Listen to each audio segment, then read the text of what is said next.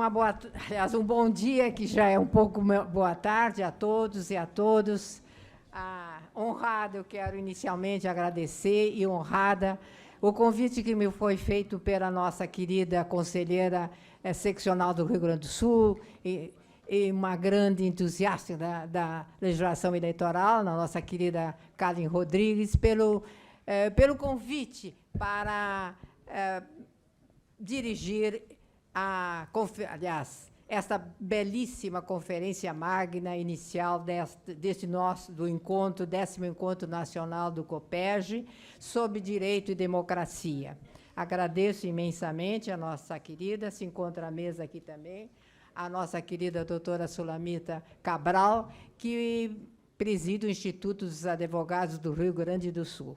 Inicialmente, eu gostaria de fazer uma saudação a todos e a todos, e faço na pessoa do nosso querido desembargador Francisco José Meix, que presidiu com firmeza e muita sabedoria o nosso último pleito no Rio Grande do Sul. Faço essa homenagem a ti, Francisco Meix.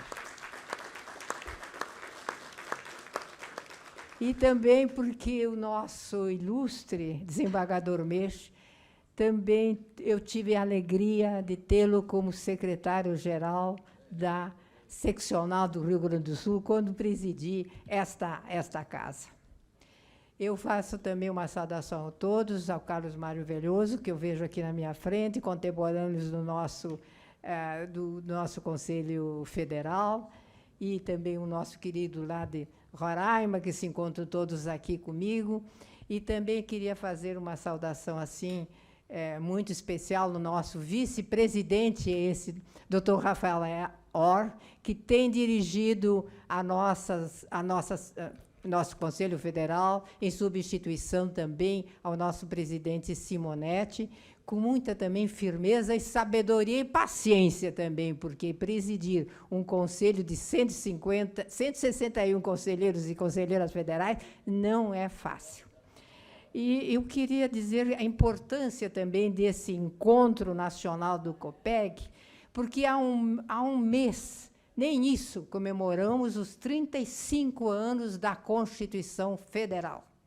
A Constituição Cidadã, tão bem batizada por Ulisses Guimarães, e que deu início ao processo de redemocratização depois de 21 anos sob uma ditadura militar. E mais, daqui 2 dias, nós vamos, a OAB, o Conselho Federal, a nossa OAB, vai completar 93 anos de existência, criada por um decreto do governo provisório, Getúlio Vargas, e Oswaldo Aranha, ministro da Justiça. 2 gaúchos lá da nossa fronteira de estirpe do Rio Grande do Sul. E mais, por um decreto também de Getúlio Vargas, criada a Justiça Federal em fevereiro de 1932, uma grande inovação da Revolução de 30, que era a transparência, o fortalecimento da justiça eleitoral. Eu gostaria, então, agora de passar aqui a nossa querida Carmen para apresentar o nosso ilustre conferencista, o ministro Tarcísio, que é oriundo da advocacia, os juristas da advocacia, com os predicamentos estabelecidos pela nossa Constituição Federal. Notável saber jurídico e idoneidade moral. Esses 2 requisitos estão bem atendidos pelo nosso querido doutor Tarcísio, nosso ministro Tarcísio, que tem um currículo muito importante e muito extenso, mas eu sei que a nossa querida Carmen vai dar aquela exposição que possa dar o rumo da personalidade do nosso ilustre conferencista desta abertura magna deste eminente Encontro Nacional do COPEG. Contigo, querida.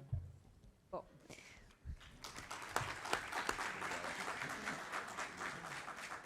Dr. Tarcísio Vieira de Carvalho Neto, ex-ministro do TSE, período de 2014 a 2021, professor da Faculdade de Direito da UNB, professor pós-doutor pela Faculdade de Direito da Universidade de Coimbra, mestre e doutor pela Faculdade de Direito da USP, subprocurador-geral do Distrito Federal e advogado.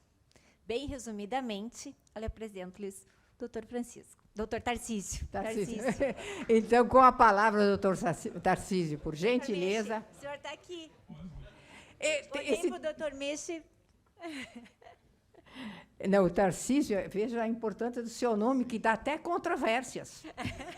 Não é todos que têm essa grande possibilidade de vida. E é verdade que, enquanto jovem, eu sempre lamentei um pouco meu nome por ser muito diferente de tudo, mas era o nome do meu avô. E de lá para cá eu sou confundido com o Tarcísio Meira, agora com o Tarcísio Freitas, eu recebo currículos para o governo do Estado de São Paulo e etc.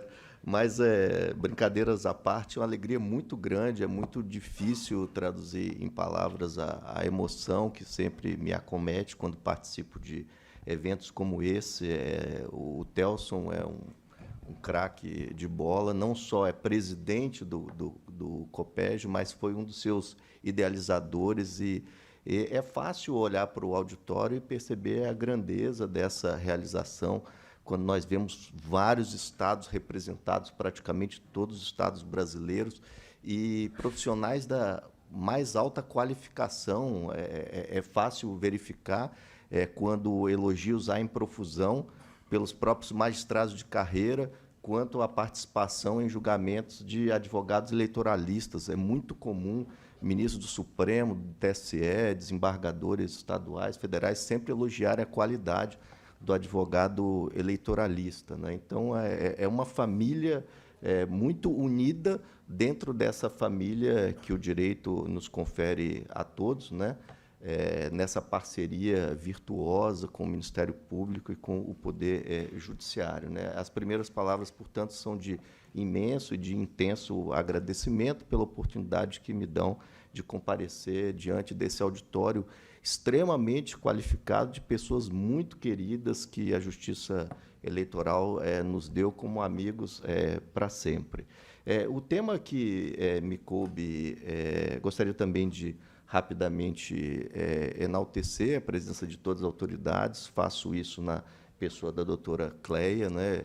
Como não se lembrar de passagens como a da ex-presidente Bachelet, que dizia que quando uma mulher entra na política, muda a mulher, e quando várias mulheres entram na política, muda a política.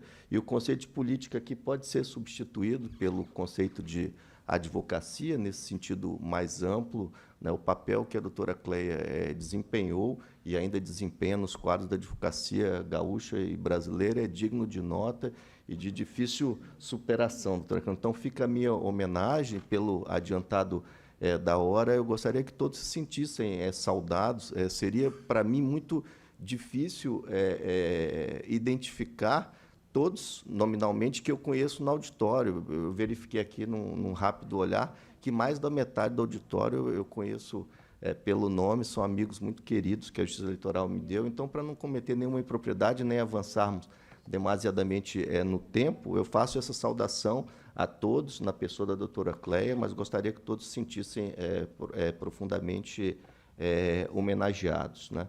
O tema que coube a mim, por designação dos coordenadores do evento, é um tema de perfil um pouco mais técnico, né? Mas quando eu vi discursos assim extremamente portentosos, né, do nosso presidente da OAB, do nosso vice-presidente do Conselho Federal da OAB, do próprio presidente Telso, cujo discurso me lembrou Martin Luther King, né, que dizia justamente da preocupação que ele tinha não com o grito das pessoas ruins, das pessoas más, mas o silêncio das pessoas boas que seria algo mais preocupante.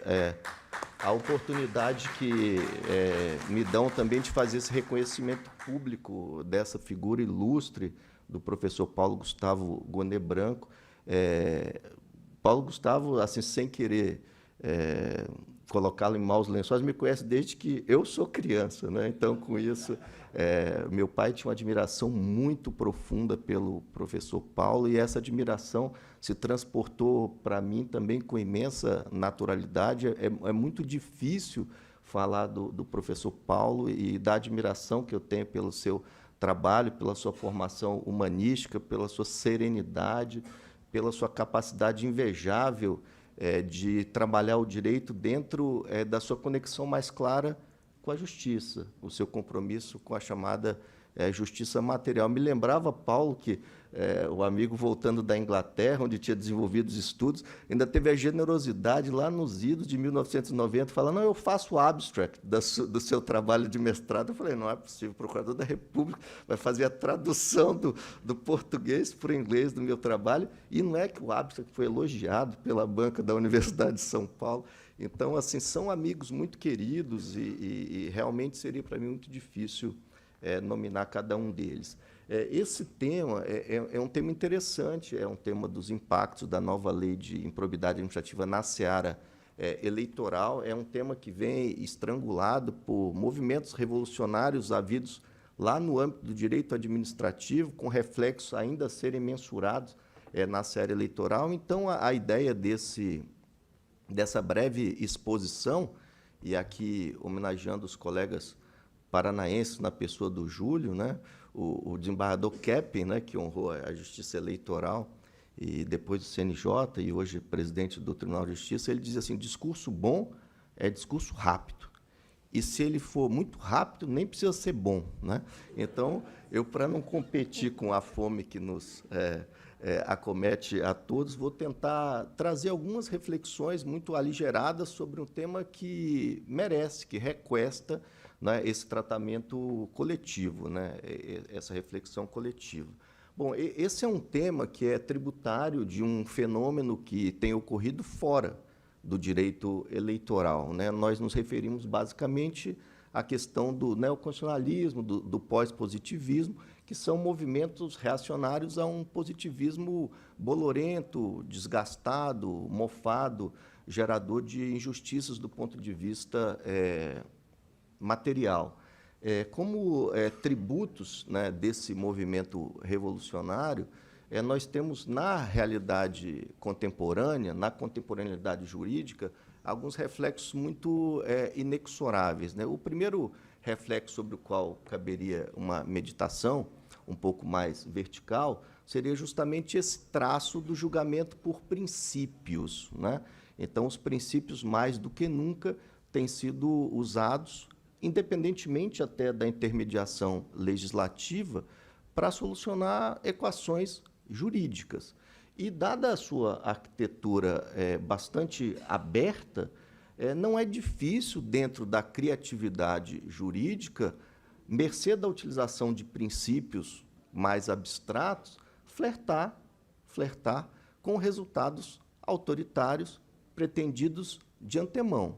Se não houver uma mensuração dessa abstratividade, coloca-se em risco, como muitos têm anotado do ponto de vista doutrinário, a própria rigidez do modelo de Estado de Direito. Então, as características fundamentais, clássicas do Estado de Direito, supremacia da Constituição, separação de poderes, superioridade da lei, direitos e garantias individuais, estão em plena, total e restrita revisitação científica. E isso traz reflexo para todos os setores do direito. No âmbito do direito eleitoral, é pior ainda, porque o direito eleitoral é uma zona, com todo respeito, de confluência de vários saberes jurídicos e não jurídicos. E se há, por assim dizer, né, movimentos revolucionários nos direitos que, na origem, abastecem esse sorvedouro do direito eleitoral, no direito eleitoral, os mares passam a ser muito mais revoltosos. E aí eu chegaria no segundo traço, que é decorrência dessa modelagem do pós-positivismo, ao lado dessa aplicação desmensurada de princípios, né? Usando a linguagem dos jovens, nós Até recebemos por WhatsApp, às vezes, fotos de alguns ministros supremos com envelopes abertos. Vamos sortear um princípio, né, para resolver um caso concreto. Nós temos visto situações, não é, doutor Telso, de pessoas que estão expedindo ordens de prisão e pessoas contra quem as ordens têm sido expedidas, invocando o mesmo discurso jurídico, como, por exemplo, a liberdade de expressão, disputando milimetricamente o conteúdo jurídico do mesmo princípio in testilha. Isso é um fenômeno inevitável quando se trabalha dentro dessa estrutura demasiadamente aberta, sem se preocupar com a preponderação legislativa. Quando uma das conquistas inegociáveis do Estado de Direito na superação do absolutismo é nós não termos que confiar em homens. Nós podermos confiar nas leis, porque em todos os cantos falava-se hoje da defesa intransigente da democracia nos discursos anteriores. Qual democracia? É a pergunta do Bob. Qual democracia, presidente Rafael? Porque mesmo os governos autoritários, eles procuram legitimar as suas práticas despóticas, invocando a democracia como um manto sagrado, dentro de uma visão exótica.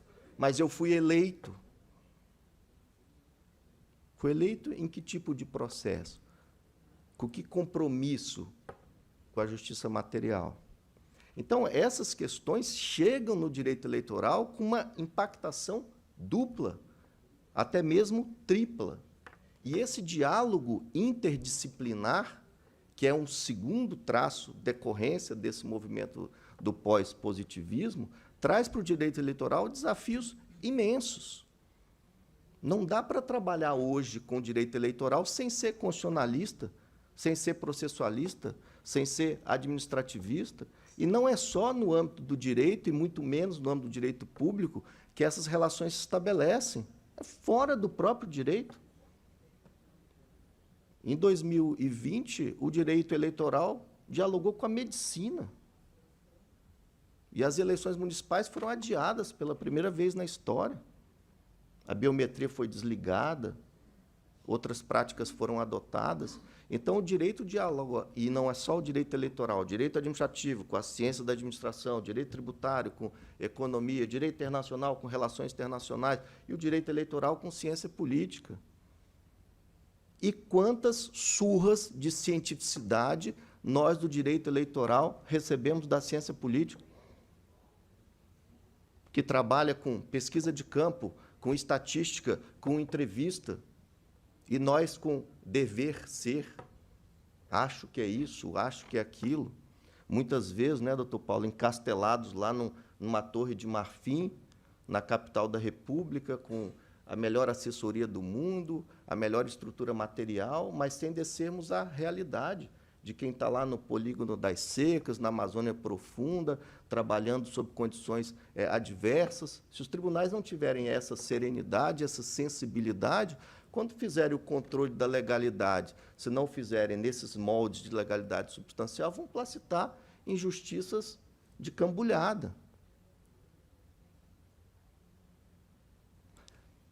Em meio à Covid-19, esses processos todos estão chegando ao Tribunal de Contas da União, ao Tribunal Superior Eleitoral, ao Superior Tribunal de Justiça. E aí eu me lembro, inclusive, daquela frase que está no átrio do Superior Tribunal de Justiça, naquele grafismo muito bonito ali no canto inferior direito, atribuída a Protágoras, que era um grande sofista, dizendo: o homem é a medida de todas as coisas, né? A mulher também, o ser humano. Vejo, por trás de um processo tem um ser humano sensível à dor, sensível ao sofrimento. Aquele processo pode não ser importante para o Procurador-Geral da República, para o Ministro do Supremo, para o Ministro do TSE, até mesmo pela maioria dos advogados, mas é a vida daquela pessoa que tem, na busca da felicidade, uma pretensão legítima. E a arte de julgar não é a arte de engrossar a estatística, diminuir prateleiras. É como disse o Telso aqui, invocando o que eu vendo, é a arte de entregar a cada um exatamente o que é seu, na medida do que é seu. Então, hoje, é impossível trabalhar temas no direito eleitoral sem esses diálogos interdisciplinares, jurídicos e extrajurídicos. E o tema escolhido aqui para essa modesta explanação, ele está justamente nessa encruzilhada. Vejam, senhoras e senhores, que não foi uma mini-reforma ocorrida na Lei de Improbidade Administrativa, foram 192 artigos alterados nessa importantíssima Lei de Improbidade Administrativa, que é um marco histórico, é celebrada, inclusive, em território nacional, em território estrangeiro, como uma das leis mais progressistas da história, dentro dessa modelagem de combate à corrupção, que alcança realmente até mesmo debates sobre a desterritorialização de direito sem fronteiras, de direito administrativo sem fronteiras, à moda, por exemplo, do combate ao terrorismo. E os impactos disso na seara eleitoral são fortíssimos. Vejam, não é por acaso Carlos Mário, aqui, que é meu padrinho, Carlos Mário, eu digo de público aqui, foi quem me levou para a advocacia eleitoral, compus a sua equipe, jovem advogado. Ele, o advogado sênior, evidente, os senhores podem verificar pela sua alva cabeleira, né? Eu, advogado júnior, e o Sérgio Banhos, desembargador Cruz Macedo, era o estagiário sênior, porque o Sérgio Banhos tinha feito geologia antes de fazer direito, e o Carlos Mário montou essa equipe, ele, eu e o Sérgio Banhos, né? E mais ou menos 20 anos depois, nos encontramos os três como ministros do Tribunal Superior, dentro desse destino, né, que Deus nos confiou, né? Mas eu dizia que o direito administrativo hoje é uma porta fortíssima de entrada no direito eleitoral. Basta perceber na conformação dos juristas a aptidão para tratar das duas matérias. Então, o que são condutas vedadas, por exemplo? A própria lei das eleições, as condutas enumeradas no artigo 73, eu leio o parágrafo 7º, caracterizam ainda atos de improbidade administrativa a que se refere o artigo 11. Eu pergunto, caracterizam ainda? Quando o artigo 11 foi esvaziado na nova lei de improbidade administrativa? Existirão fatos da realidade fenomênica que não são mais improbidade administrativa para efeito do direito administrativo, mas são improbidade administrativa com referibilidade ao direito eleitoral? Muitos dirão, mas são leis ordinárias, ok, mas lex specialis derogat lex generalis, a lei eleitoral é especial em relação à lei de improbidade administrativa, e com isso está resolvido o problema? Parágrafo 1º e 4º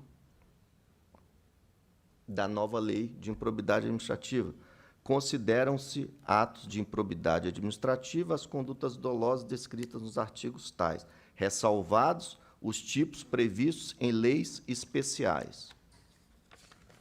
Aí nós vamos ao parágrafo 1º do artigo 11 da lei revigorada, nos termos da Convenção das Nações Unidas contra a Corrupção, promulgada pelo Decreto 5887, somente haverá improbidade administrativa na aplicação deste artigo quando for comprovado na conduta funcional do agente o fim de obter proveito ou benefício indevido. É a questão do dolo específico. Mas o parágrafo 2º, aplica-se o disposto no parágrafo 1º a quaisquer atos de improbidade administrativa tipificados nessa lei. Ok, mas e agora? E em leis especiais, e a qualquer outros tipos especiais de improbidade administrativa instituídos por essa lei. Essa nova lei de improbidade administrativa, ela se intitulou uma espécie de lei geral de improbidade administrativa, que se aplica à improbidade administrativa regida pelo direito administrativo, atípica, e as demais improbidades administrativas com referibilidade a outros ramos do direito, mais ou menos na mesma linha intelectiva do que fez o novo Código de Processo Civil, cujo artigo 15 diz assim: eu, Código de Processo Civil, me aplico a processo eleitoral, trabalhista e administrativo. É possível dizer, do ponto de vista acadêmico, portanto, que a teoria geral do processo, que nós estudamos nos bancos de graduação, também abrange processo administrativo.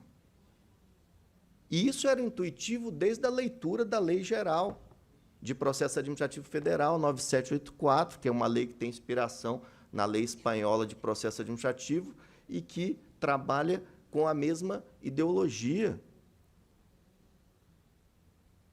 Vejam, então, processo civil, Código de Processo Civil, se aplica subsidiária e supletivamente a processos eleitorais e processos administrativos. Não é só subsidiário, é supletivo.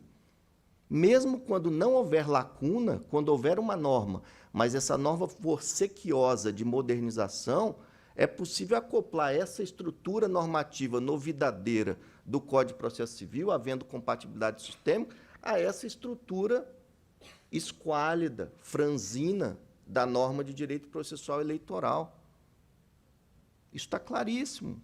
É o próprio texto constitucional que faz esse ombreamento. No 555, aos litigantes em processo judicial ou administrativo, ombreamento principiológico, e aos acusados em geral, são assegurados contraditória e ampla defesa com os meios e recursos a ela inerentes. E, para quem tinha dúvida, é ler o 78. A duração razoável é do processo judicial e do processo administrativo. Várias obras têm surgido nessa linha. A última obra da professora Ada Pellegrini Grinove foi exatamente nessa linha.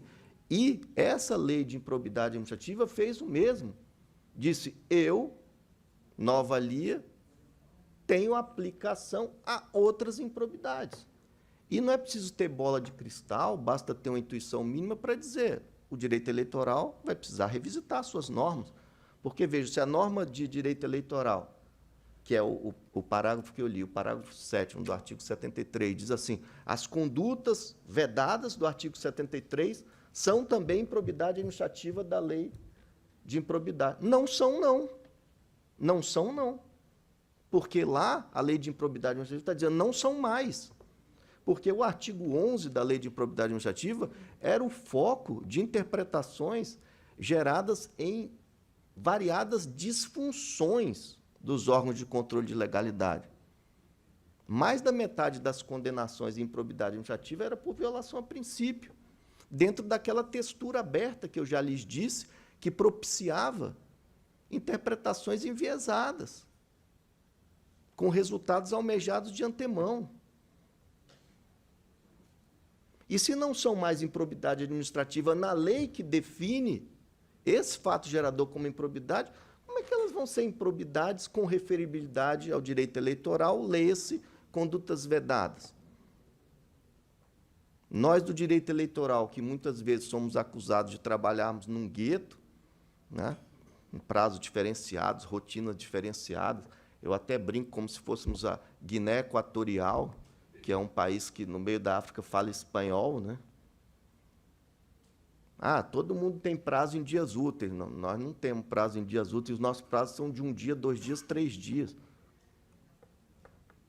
Ah, não, mas tem lei especial dizendo que o prazo é contínuo. Tem no período eleitoral. Por que no período não eleitoral o prazo não é? E agora, no novo Código de Processo, no Código Eleitoral, vão resolver essa situação, como vão resolver outras, né? Até as questões da competência normativa, da competência consultiva, dessa arrumação institucional da justiça eleitoral, que não encontra paralelo no mundo. Hoje nós estamos aplicando uma norma errada. Pois é. Pois é. E tem compatibilidade, vai dizer, incompatível com a duração do processo. Um dia a mais, para quem faz uma defesa, não é, Luciano, que você faz aos montes de governador, senador, então, prazo de 3 dias. 4 dias, 5 dias, é isso que atrasa? Pois é. Então, vejam, senhoras e senhores, esse é um ponto que me trouxe muita inquietação. De que maneira a Justiça Eleitoral vai receber essa novidade? Vai dizer, não, vou fechar os olhos, não vou receber de braços abertos, não é mais improbidade administrativa, mas aqui é. E aqui nós vamos aplicar o rigor da lei eleitoral. E, para ser improbidade, tem que ter efeito expandido do dolo agora. Nós vamos dar de ombros a isso. E vejam, artigo 15 do CPC, o mesmo cabe aqui. Havendo compatibilidade sistêmica, pode ser aplicada essa novidade, mesmo existindo uma norma, por acoplação, por acoplamento. E vejam, isso não é favor, nem é liberalidade, isso advém da adesão do Brasil à Convenção das Nações Unidas. Controle de convencionalidade, não é só controle de constitucionalidade. Na questão das inelegibilidades, das alíneas G e da alínea L, a Justiça Eleitoral precisa revisitar aquelas questões de dolo genérico, porque a G e a L, do artigo 1º do inciso 1, trabalham com improbidade administrativa dolosa. Mas, nos meandros jurisprudenciais, existem conceitos um pouco elásticos. Dolo genérico, dolo presumido, enriquecimento de terceiros. São questões também que desafiam a questão também da previsão da lei de improbidade administrativa de não se aplicar a partidos políticos. Eu, particularmente, não gosto dessa previsão, mas aprendi com o ministro Fux que o fato da gente não gostar de uma lei não significa que ela seja inconstitucional. E o Supremo Tribunal Federal, inclusive, já interveio e suspendeu liminarmente, numa decisão monocrática do ministro Alexandre, a aplicação desse novo dispositivo. A lógica desse dispositivo, que foi produto de uma comissão de juristas assim, muito respeitada, o ministro Mauro Campos foi presidente da comissão de juristas, é dizer assim, já tem regulamentação da matéria na lei dos partidos políticos. E essa atribuição a cargo da Justiça Eleitoral não é menor do que atribuições a cargo de outros órgãos. Não deve existir esse preconceito com a Justiça Eleitoral. É um preconceito que surgiu, né, doutor Paulo, quando o Supremo reafirmou, por exemplo, o Daniel está aqui, que é penalista, eleitoralista, quando o Supremo confirmou a competência da Justiça Eleitoral para julgar os crimes conexos à Caixa 2, e muita gente disse, está cheirando a impunidade. Não. Justiça Eleitoral é braço do Poder Judiciário. E é justiça. E é justiça. E quebrou a cara quem apostou na impunidade no julgamento dos processos criminais eleitorais. Então, vejam, são algumas anotações aligeradas, eu anotei pelo menos 11 aqui, alguns pontos de reflexão geral, que eu gostaria apenas de enumerar, não haveria tempo hábil para nós tratarmos de todos eles, mas, por exemplo, o efeito expansivo do dolo específico, da improbidade administrativa para ilícitos eleitorais. Abolição de atos culposos, me parece inadiável. Dolo genérico versus dolo específico, só dolo específico. E o STJ, inclusive, está revisitando a sua jurisprudência agora para saber se tem aquele dano em ré ipsa, que gerou condenações aos borbotões em ações de improbidade administrativa. Ao simples descumprimento da lei de licitação gera improbidade. E na Justiça Eleitoral, o simples descumprimento da lei de responsabilidade fiscal, isso é jurisprudência pacífica do tribunal, antes da vinda à baila dessa lei. Segundo ponto, obrigatoriedade de compliance, anticorrupção para fins eleitorais. Isso tem tudo a ver, governança partidária, autovigilância, controles internos, qualificação, profissionalização, abrandamento punitivo, se os outros atrativos não forem suficientes, né? Então, isso é inadiável. Acordo de não persecução civil na Justiça Eleitoral, o Poder Judiciário Eleitoral sempre foi contra isso. Isso é uma tendência em todas as legislações que tratam de direito público. É uma nova cultura de consenso que tem que ser também transportada para a área eleitoral. O princípio da consensualidade está no artigo 15, os efeitos extramuros do CPC, os efeitos extramuros desse artigo, que é o artigo 3º, parágrafo 3º do CPC, vem no artigo 15 do CPC, projetando-se fortemente na seara eleitoral. O Conselho Nacional do Ministério Público tem uma política nacional de incentivo à autocomposição desde 2014, mesmo quando a Lei de Improbidade Administrativa proibia os acordos nessa matéria. O Ministério Público já tinha essa sensibilidade para dizer, não é assim, tem leis posteriores, como a Lei Anticorrupção, que já estabelecem esses cânones. Isso virá para a Justiça Eleitoral. Então, ao invés de discutir se pode ou não pode, pode. Nós vamos discutir o que é que desses acordos precisa constar. Eu coloquei aqui algumas anotações aligeradas. Talvez ser um título extrajudicial, celebração exclusiva pelo Ministério Público Eleitoral, com partidos, coligações e candidatos. Tem que ser uma celebração livre, espontânea, sem qualquer coação, ameaça, admoestação, ou seja, o acordo não pode ser uma rendição. Impossibilidade de cláusulas contra a legem, evidentemente, embora possam ser ajustadas algumas condições abaixo daquele máximo previsto em lei. A destinação dessas penas ao fundo partidário. Ou nós vamos ficar, não, o artigo 105A da Lei das Eleições proíbe esse tipo. Isso é de 97. Isso é de 97. Então, convergência com os ditames da Lei Anticrime e a nova lei da LIA. A incidência da LIA aos atos praticados no âmbito dos partidos políticos, eu já disse, isso não é um debate original, houve um dolo legislativo, por assim dizer, uma vontade livremente dirigida do Congresso Nacional a essa finalidade, mas já houve uma espécie de backlash, uma reação do próprio Supremo Tribunal Federal nessa decisão monocrática, suspendendo o dispositivo. Então, vejam que interessante. O Legislativo reage a essas disfunções dos órgãos de controle que produziam condenações exageradas. Vejam, mais de 60% dos processos de improbidade geravam condenação. Mais de 50% dessas condenações eram pelo artigo 11.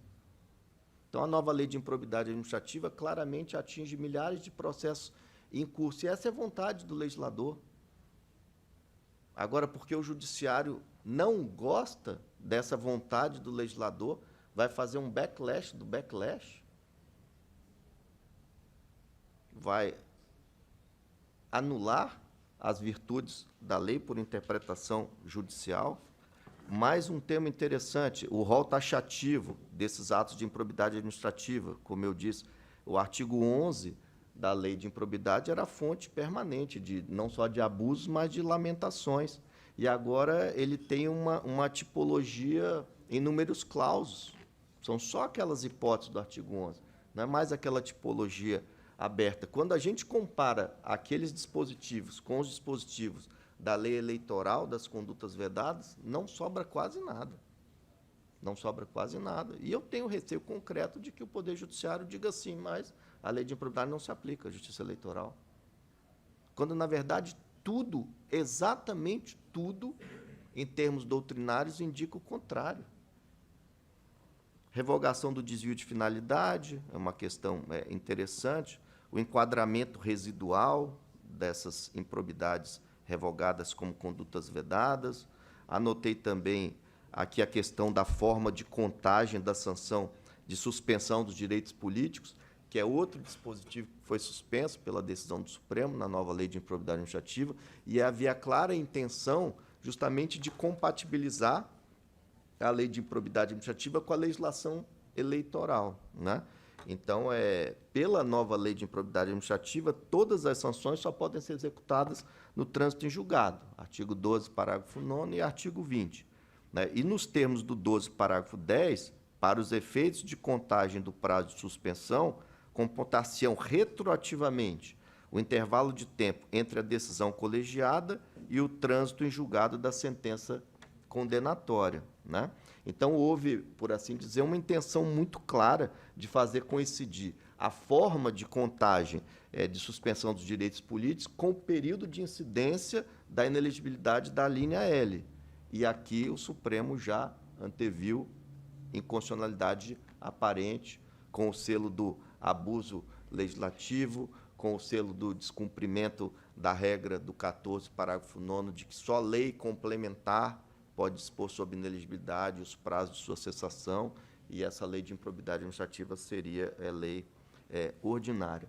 A última matéria, já pedindo desculpas pela extensão da fala, que eu trouxe para reflexão, é aquela que diz respeito a um dispositivo bem interessante da nova lei de improbidade administrativa, e alguns colegas do Ministério Público, eu espero que o doutor Paulo não esteja prestando atenção nessa parte. Alguns colegas do Ministério Público já têm dizendo, será que isso cabe na matéria eleitoral?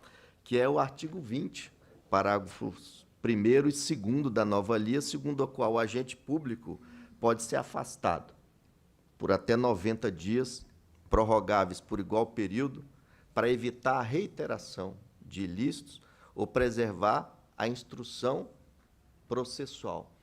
Ontologicamente, não tem diferença nenhuma nesse tipo de ação de improbidade administrativa e alguns tipos de ações eleitorais. É evidente que, em direito eleitoral, se trabalha muito pouco com antecipação de tutela nessas ações que visam a cassação de diploma, de registro, mas não para fazer cessar a ilegalidade, não para preservar a rigidez da instrução processual. Então, muitos colegas do Ministério Público que confessam o constrangimento agora, quando dizem que é mais fácil processar alguém criminalmente por improbidade administrativa, trazendo o direito penal de última ratio para prima ratio, estão vendo também nesse dispositivo a possibilidade de serem requeridas tutelas de urgência à Justiça Eleitoral, nessa linha intelectiva do afastamento de autoridades públicas eleitas pelo voto popular. Bom, meus amigos, esse tema é um tema muito vasto, basta dizer que lá na Universidade de Brasília nós temos reservado um semestre para tratar dessa matéria em nível de mestrado e de doutorado. É possível falar horas e horas sobre cada um desses temas, mas o objeto dessa minha fala era apenas chamar a atenção para dizer que todas as eleições são diferentes umas das outras.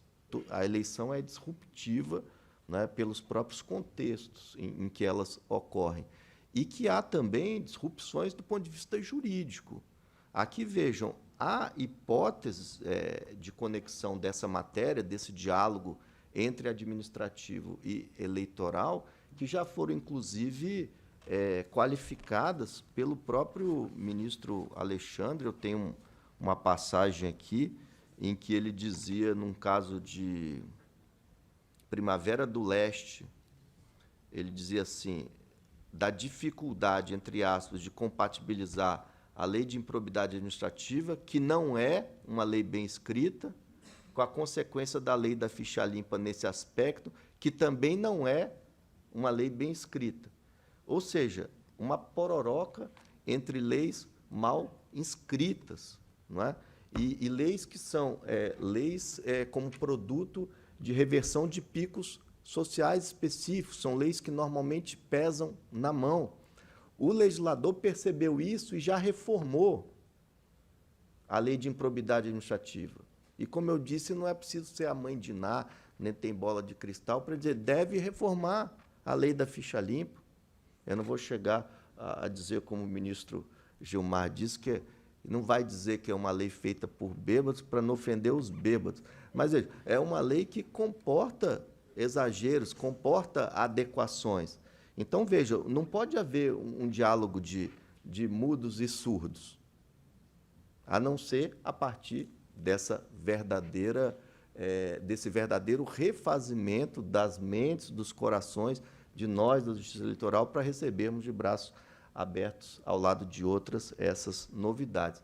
Eu agradeço de coração, doutora Cléia, Kalen, né, doutora Sulamita, e aqui eu estou muito bem acompanhado só por mulheres. Aqui a cota foi cumprida, né, em 70...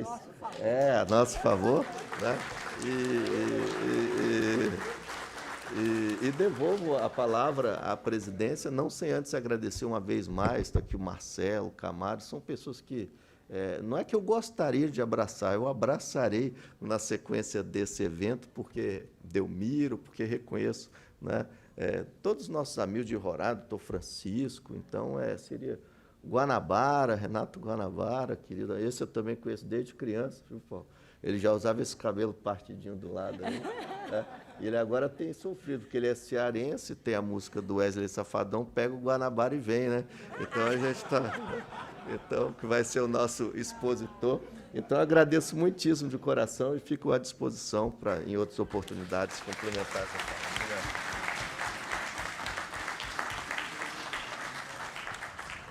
Mais uma vez, em nome desse importante encontro, agradeço ao eminente professor Tarcísio, que com sabedoria e poder de síntese soube colocar importantes indagações, reflexões e inquietações também, não fáusticas, mas, em todo caso, a todos nós. Mais uma vez, muito agradecida, e renovo também aqui o meu agradecimento à querida Kalin, que, em nome também da programação do encontro, me convidou para presidir essa mesa, que me deixou muito sensibilizada. Eu só gostaria de deixar, como eu tenho, assim, na minha alma, a Constituição nossa federal, lembrar para cada um de nós e guardar na nossa alma, na nossa caminhada, na nossa esperança, que o nosso Brasil, República Federativa, constitui-se em Estado democrático de direito, e sobre ela está o palio da justiça eleitoral.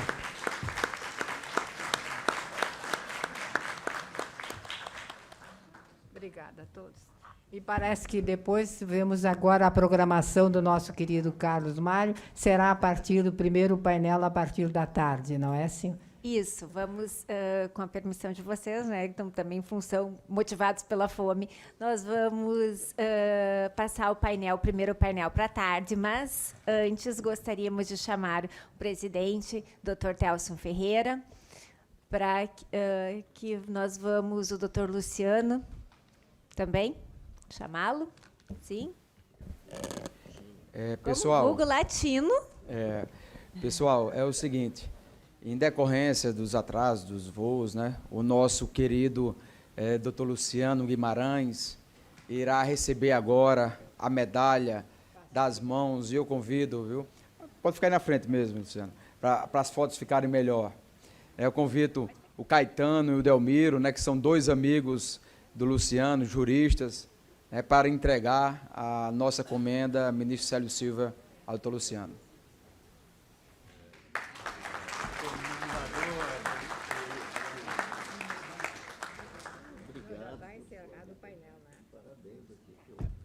Enquanto os dois entregam, pessoal, eu gostaria de dizer, Luciano, ou melhor, de agradecer ao Luciano, que o Luciano, junto com o nosso eterno ministro Caputo, viu, Camário, são os verdadeiros pioneiros do nosso COPEG. O COPEG não existia, mas desde 2009, ou melhor, em 2009 e 2010, o doutor Luciano, por isso que, e por outros motivos, ele está recebendo a nossa comenda hoje, porque é uma justa homenagem, viu, Luciano, que o COPEG faz a você, exatamente porque você e o ministro